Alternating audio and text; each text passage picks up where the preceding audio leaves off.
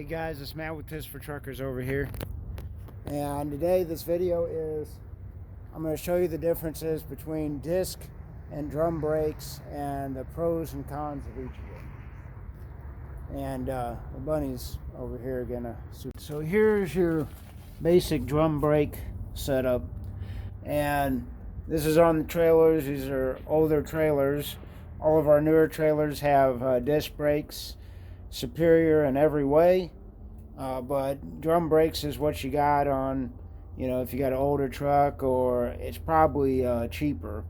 I wish I knew the price difference and the weight difference, but aside from that, I could tell you all the advantages and disadvantages. So I'm going to go over the basic components. It's still really warm from me driving. I just got parked. I bet you my disc brakes are cool by now.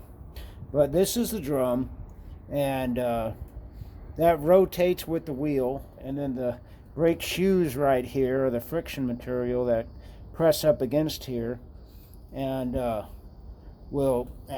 what causes the truck to slow down. Basic components, like right here you have the brake chamber, and that basically has a bladder that will expand with air and push the push rod and turn this camshaft here, and inside there is a brake cam, and when that turns, it spreads these brake shoes apart, pressing it up against the drum.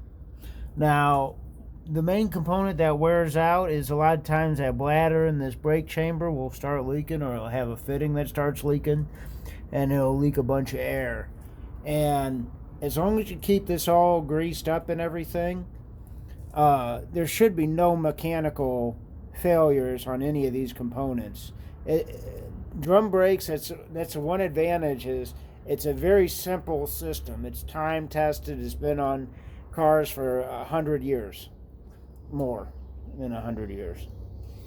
But the wear components are the brake shoe and the brake drum. Like I said, you need at least 8/32 of meat on this brake shoe, and the meat is this pad material here, which is usually carbon ceramic, mostly carbon.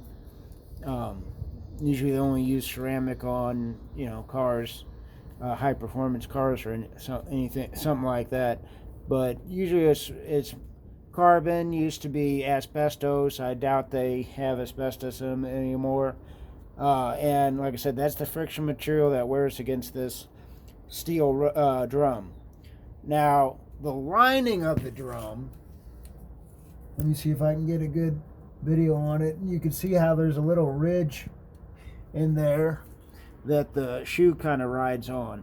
Now, if that ridge is more than like 2 or 3/32 deep, you'll be able to feel a lip when you run your finger. Man, this still is hot when you run your finger here. And if you could feel that lip on there, then that means that this, if it gets deep enough, this brake drum will need to be replaced as well. Probably need to replace them about once every 500,000 miles or so. Maybe, the last 700, something like that. About the same with disc brakes. They wear about the same. But that's basically everything you need to know about the drum brake. But the disadvantages, like I said, there's only one advantage. It's just a simple setup, and a lot of people know how to service these. You can get parts easily. Those are a couple of advantages, but the main disadvantage is this drum does not have the surface area of the disc to dissipate the heat. And as you can see, you'll see these shoes cover a lot more of the drum than what you'll see the disc covers.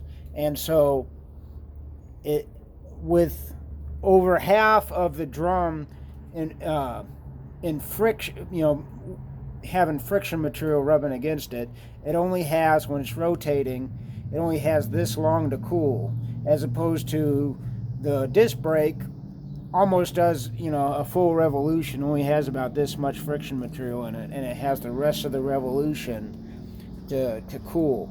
So that is the biggest difference. The biggest difference in disc and drum brakes is the disc brakes are going to stop quicker, 30% shorter. An emergency stop. But the best thing is, once they get hot, compared to these being hot, they're going to continue to work. So if you're going down a mountain, you still got to be careful. You still got to go slow and take your time and not heat up your brakes. But these are going to heat up faster, and these are going to stay hot a lot longer than on a disc brake. And that is the main thing. Like I said, you can stop quicker, and that's great. I think every truck and trailer should have mandatory disc brakes because they stop quicker. But the biggest thing is heat. Heat is your biggest enemy when you're in your braking system. Like I said, this is still hot, and it becomes very ineffective when it gets too hot. So let me go back out here and give you some. Oh yeah, and also another really big advantage to disc brakes as opposed to drums is, like I showed you, that drum brakes they'll get, when it rains, they'll get a bunch of water in there and they'll get real grabby. But they can also, especially if you don't use them in the snow and they get packed with snow, that friction material won't be able to contact the drum. All right, and here we have our disc brake.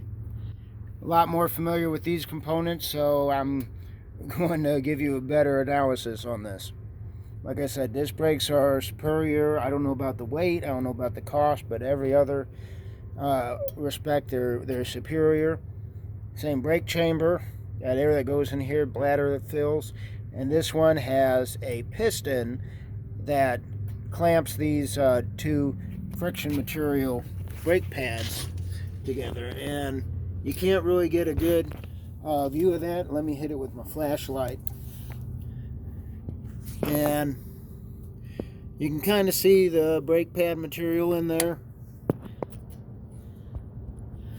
But anyway, you can see how shiny this rotor is, and that tells you that that's what's that brake pad is clamping on. And as you can see, all this is a bunch of surface area is exposed. Over 70% of the brake disc is exposed to dissipate heat. But the other thing is, this is a lot thinner material than the drum brake. And if you look at it real close, if you could see it from the edge, and you can kind of see it there, it's actually two pieces of steel, and then they have these fins on the inside. So that increases the surface area, but it also increases the exposed. It gives it more mass and metal to dissipate the heat, but it also gives it more surface area that's exposed. So all that air, it travels in through here, travels through those fins, and dissipates out. And as this is spinning, the air comes through here and shoots out the outside of the brake disc. So that adds cooling. So not only do you have all this that's exposed and cooling every time this rotates, but you have air that's being moved through the inside of this disc. And like I said, it's basically two pieces of material with little fins connecting them. So in that sense, a disc brake might be a little bit weaker than a drum brake as far as exploding goes or anything like that, but it would have to get really, really hot to have a catastrophic failure.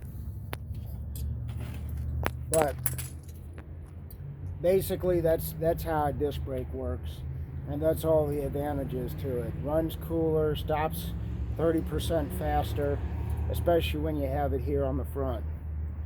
And so that's the basic differences between the disc and drum brakes, and the positive and negative pros and cons of both. It's Matt with Tips for Truckers. Have a great day.